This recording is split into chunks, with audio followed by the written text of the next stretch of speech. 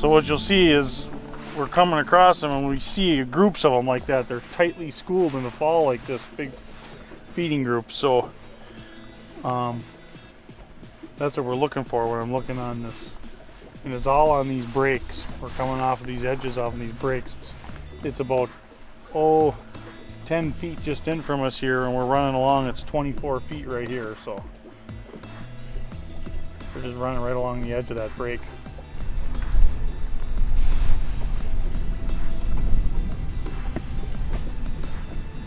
Connor, you're using the old oddball.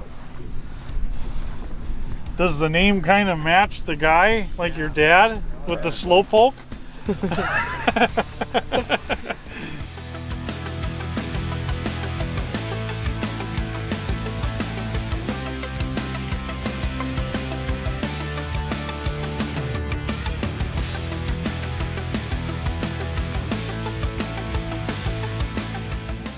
We're going about a mile an hour and trying to find these schools of fish here and throwing different things at them, different weights, and all we're doing is just about a cast, just about a length of a cast back, and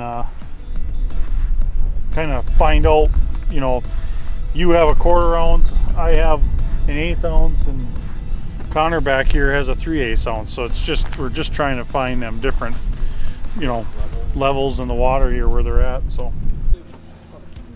that slowpoke, when it is going through the water, yeah, it kind of goes like this. Okay. It kind of, you know, it, because it's a, when you look at it, the weight of that slowpoke is here. Right. So when it's driving through the water and you're pulling, it's kind of going like that. Porpoising. Yep, it's kind of porpoising through the water. So it's a great fall presentation, and all we're doing is just dragging along here. So the oddball is actually different. What they did is they reinvented the old lead ball jig, okay? So a regular lead head jig, a ball jig, right? When it goes down and it lays on the bottom, it's just a lay there flat, right? This jig, when it is jigged, will hold upright. See how that does that? It's the weight of this bait is back here actually, so it actually holds up and it'll hold off the bottom like this. And even when we're dragging it, it'll drag.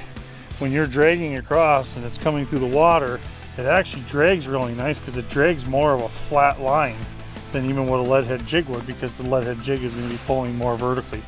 So this thing actually kind of drags across the water column real nice and flat, and that's all we're doing is just dragging these baits about a mile and 1.2 miles an hour through the water. So this actually creates a really nice inviting bite for them, and we're using a heavy bait today.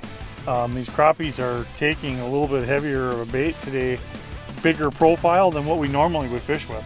Normally we're fishing with half the size of bait as this, but we got a little heavier just to get down to some depth, but they haven't been afraid to take any of these baits, so good job. Get back out there and get some more.